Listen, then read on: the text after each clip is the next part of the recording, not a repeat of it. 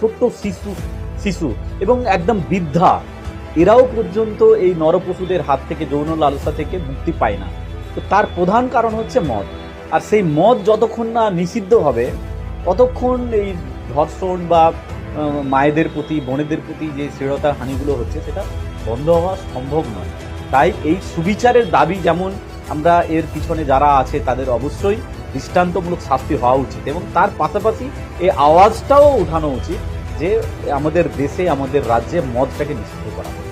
আসলে আমরা এই বিষয়টাকে নিয়ে বিজেপির যে নোংরা রাজনীতি, মানে শুভেন্দুর বা বিজেপির লোকেরা যেটা করছে, তাতে আমরা একটা গভীর ষড়যন্ত্রের আভাস পাচ্ছি।